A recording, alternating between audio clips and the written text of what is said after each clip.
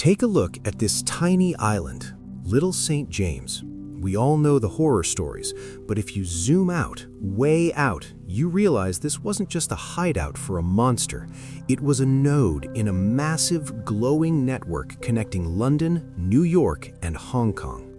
You see, the media loves to tell you that scandals like the Panama Papers or guys like Epstein are just bad apples, glitches in a mostly honest system. That is a lie. Epstein was not a bug, he was a power user. He was leveraging a feature, not a flaw, that has been running perfectly for 70 years. 50% of all global trade passes through these tax havens, and let me tell you, that money isn't there to buy coconuts, it is there to wash away social responsibility. Today, we are not talking about individual criminals, we are exposing the spider web. It is the British Empire's greatest legacy, and right now, it is siphoning trillions of dollars directly from your pocket every single year. Let us look at the scoreboard. Right now, estimates suggest there are between $30 and $50 trillion sitting in offshore tax havens. That number is so large it sounds fake, so let me put it in perspective. That is bigger than the entire GDP of the United States plus the entire GDP of China combined. It is a massive shadow economy, a black hole of wealth that effectively runs the world, and it is completely invisible to you. But this system did not just appear out of nowhere, it was built. To understand why, we have to rewind to the 1950s. The British Empire was dying. The Union Jack was coming down all over the world as colonies demanded their independence. Britain was facing an existential crisis. They were about to go from being the masters of the universe to just being a small, wet, irrelevant island in the North Atlantic. The aristocrats in London were terrified. They knew they could no longer conquer the world with navies and armies, so they made a pivot. If they could not govern the land, they would govern the money. This survival instinct gave birth to something called the Eurodollar market. Now, do not let that boring name put you to sleep, because this is the moment the global economy was rigged. Bankers in the City of London discovered a loophole that was frankly genius. They realized they could hold and trade US dollars, but as long as those dollars stayed in London, the US Federal Reserve had zero control over them. And since they were foreign currency, British regulators did not care either. It was a perfect legal vacuum, a massive gray zone where the world's most powerful currency could be traded with no rules, no reserve requirements, and most importantly, no questions asked. This was the foundation of the Second Empire. It was not built on territory, it was built on a lack of rules, and the money started pouring in. Think of this system as a massive concentric spider web. Sitting right in the middle, the spider itself is the City of London. Now, I don't mean London, the capital. I mean the city, that ancient tiny square mile inside London that has its own mayor, its own police, and most importantly, its own laws. This is the nerve center where the button is pushed. Radiating out from the spider are the rings. The inner ring consists of the Crown dependencies, places like Jersey, Guernsey, and the Isle of Man. These act as the first funnel. Money flows here from all over the world to effectively wash off the stench of its origin. It is a quick rinse cycle before the cash moves further out. Then you hit the outer ring. The overseas territories, the Cayman Islands, Bermuda, the British Virgin Islands. This is where the money gets locked away and transformed. It is no coincidence that the British Virgin Islands is where Epstein did his banking. These places operate under a terrifying legal fiction. They claim to be independent jurisdictions, yet their highest court is in London, and their governors are appointed by the king. It is a brilliant scam.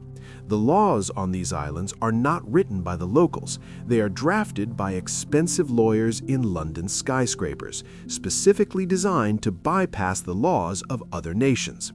They created the ultimate weapon, called the trust, a legal instrument that allows you to separate the benefit of an asset from the ownership of it.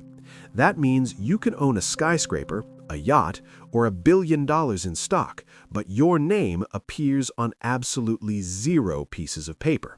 You do not exist. The money is technically owned by no one, and yet it is fully controlled by you. This is not a loophole. It is a trap door built into the global economy, and only the rich have the key. You probably think the villains of this story are the billionaires, the tech moguls, or the oligarchs stuffing cash into suitcases. Wrong. They are just the customers. The manager of this casino is the City of London Corporation. This is not your average city council. It is the oldest continuous local government in the world. It predates the British Parliament, and frankly, it acts like it is above it. While you're busy voting for politicians who promise to fix the system, the City of London operates outside the standard democratic process. They even have an official agent, a shadowy figure called the Remembrancer. This guy actually sits inside the House of Commons, right behind the Speaker's chair. His job isn't to represent the people. His job is to scrutinize every single piece of legislation to ensure that no elected official accidentally passes a law that hurts the bankers' profits. Democracy is cute, but in the city, money is the only vote that counts. Now, the defenders of this system will put on a nice suit and tell you, but wait, these financial hubs attract foreign investment. They create liquidity. They create jobs. That is complete malarkey. These places do not create wealth. They extract it. It is not investment. It is capital flight. Let me explain how the sausage is actually made using a simple diamond mine in Africa. A company digs up a rough diamond worth $1,000. Do they sell it to the market? No. They sell it for $10 to a shell company in the Cayman Islands.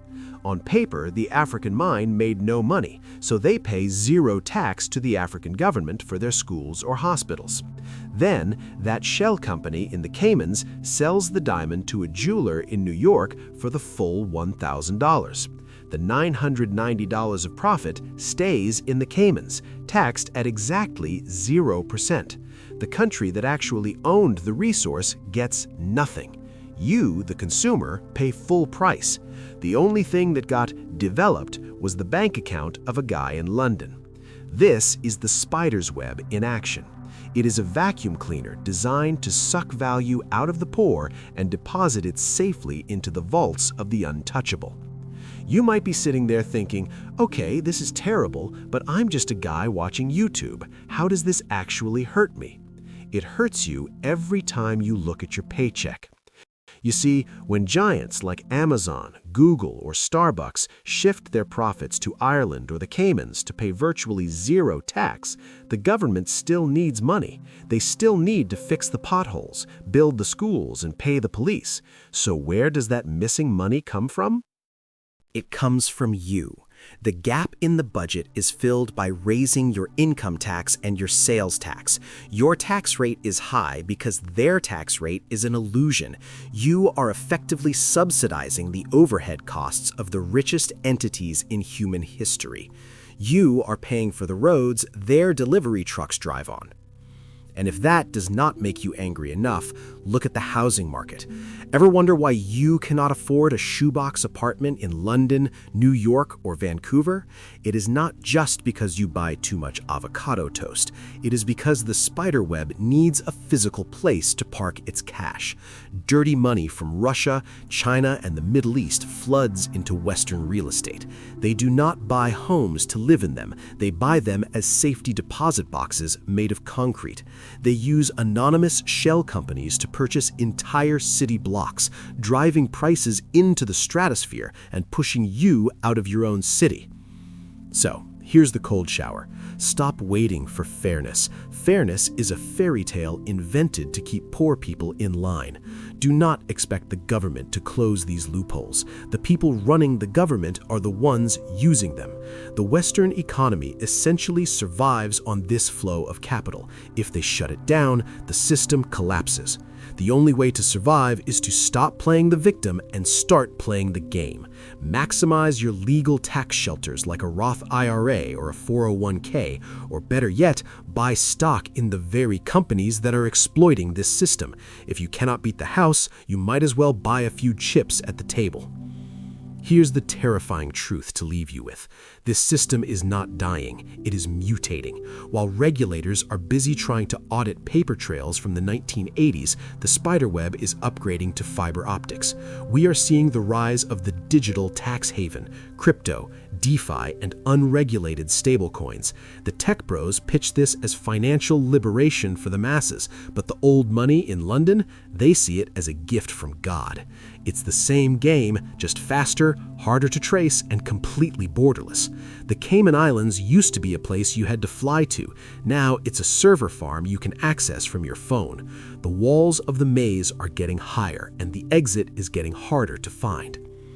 So, rewrite your history books. The British Empire never actually collapsed. It didn't disappear when they lowered the flag in Hong Kong or India. It simply evolved.